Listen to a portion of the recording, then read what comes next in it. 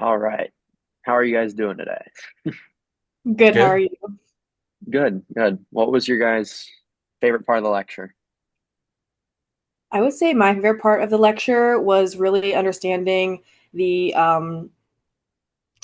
like system behind science and whatnot, like having all the journals and everything. I thought that was interesting because usually everybody just thinks science is correct on its own. You don't need to go research whether it's actually true or not. So I thought that was pretty interesting learning about that.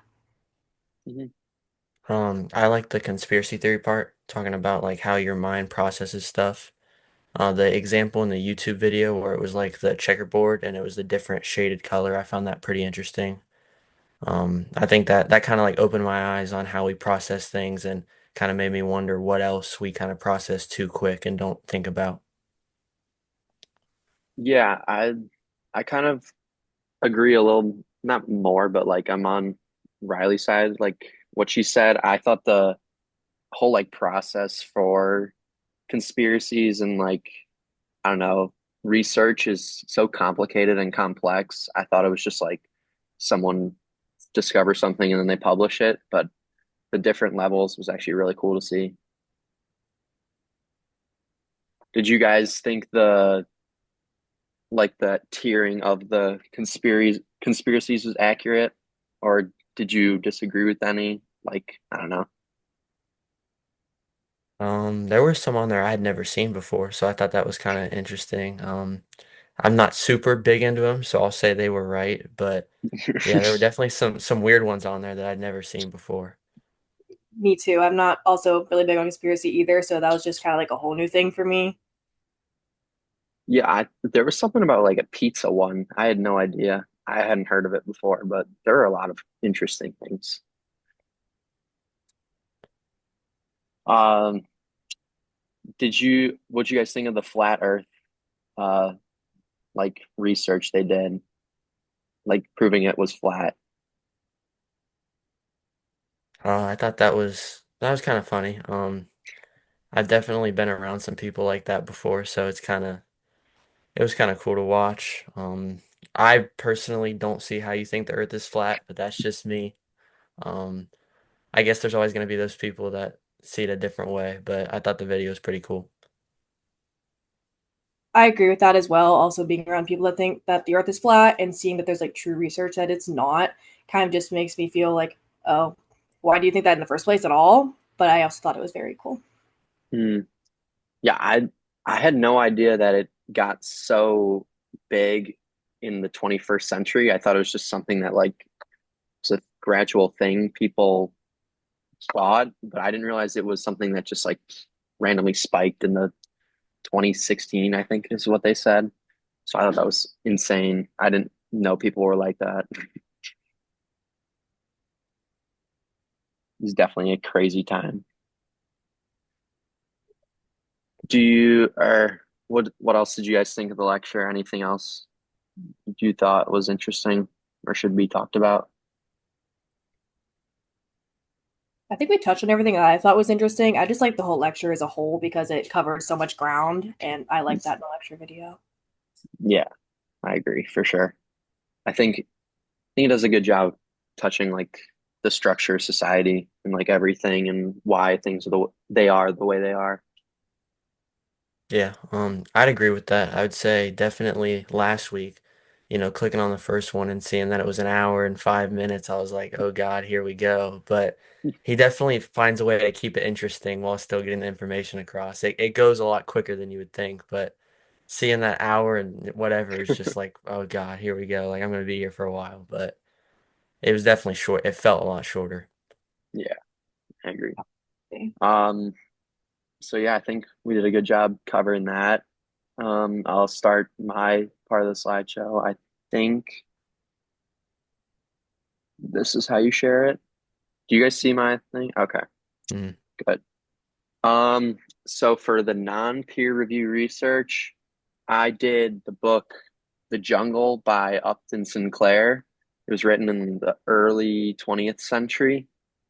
And basically what it's about is um it's basically focused on like workers' rights in the city of Chicago and like during like the Gilded Age of America, a lot of the conditions, the working conditions and living conditions were really kind of like pushed aside by the like, I guess, hyper capitalism. I don't know, because I don't know, people didn't have rights basically. So they were working in like disgusting factories with thumbs and rat poison and rats everywhere.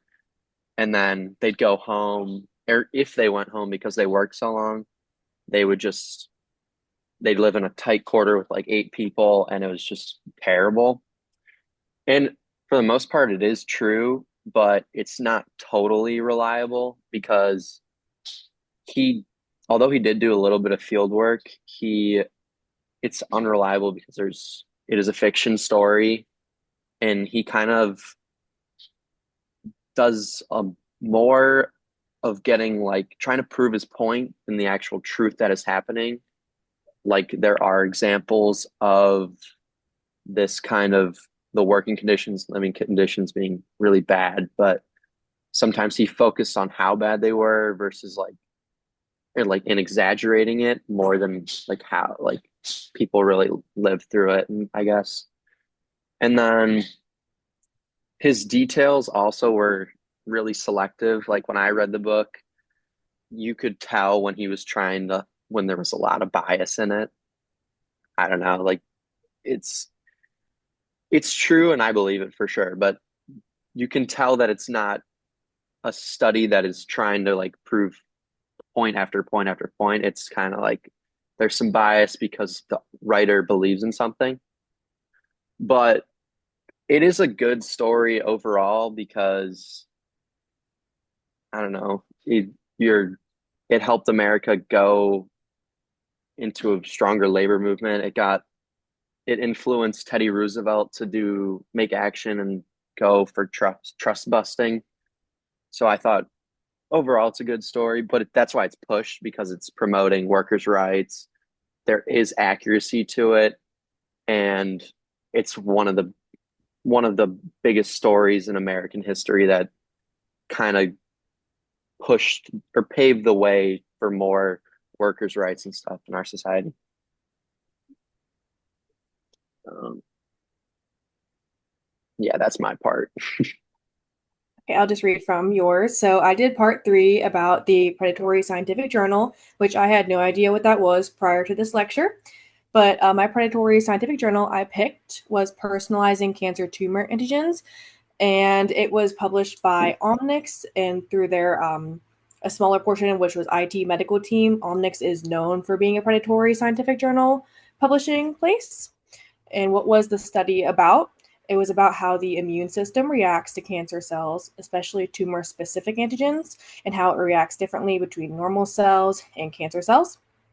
It also talks about how certain antigens from various tumors can be used as target treatment, such as T cells, and why it's not regarded by scientific experts as reliable. It was published by a predatory journal site, which is a fraudulent publication source that charges authors processing fees with no real peer review process and often contains misleading information.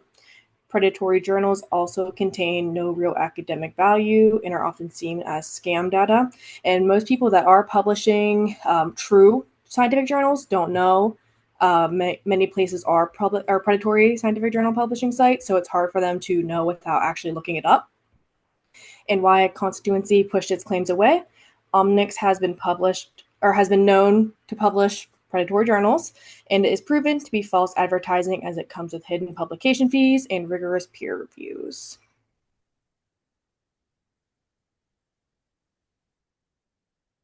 And then that's all for that Nice, one.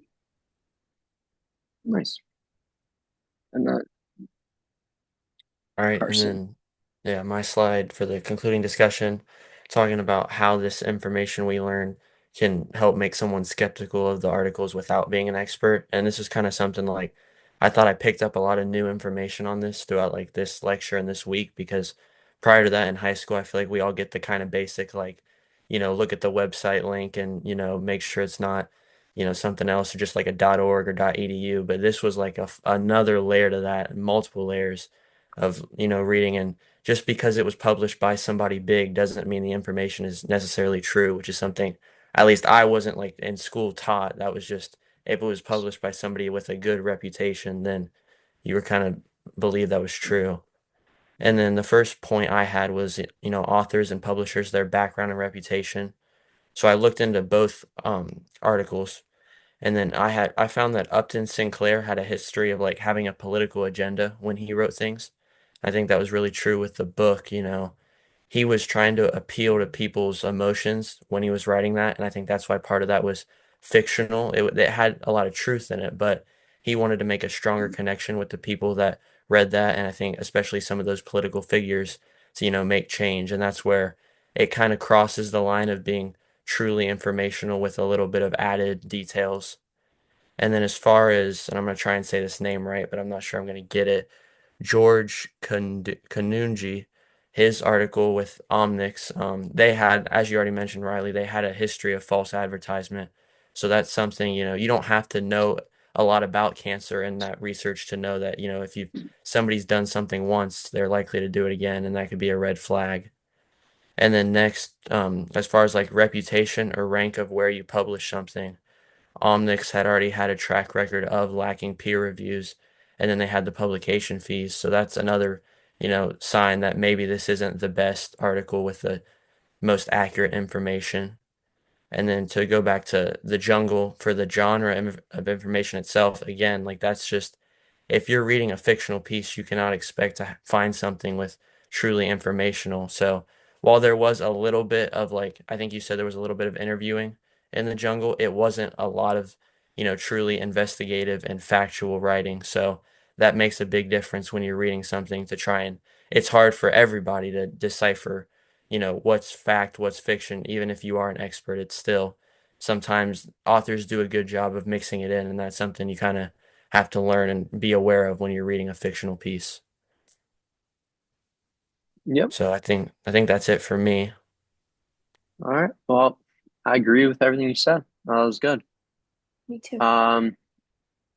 I mean, I don't have anything else. I think this week was a pretty cool lecture. I'm glad I got to learn about it. But what about you guys? Anything? That's all I have too, but I do agree that this week's lecture was really cool to watch. Yeah. Yeah, I would agree. I'd say I learned a lot. Kind of thankful to have some partners that were, ready to do this. I was Yeah. scared I was gonna have somebody that I never answer, and then I was like, but I thought this went well, so definitely learned a lot this week. Yep.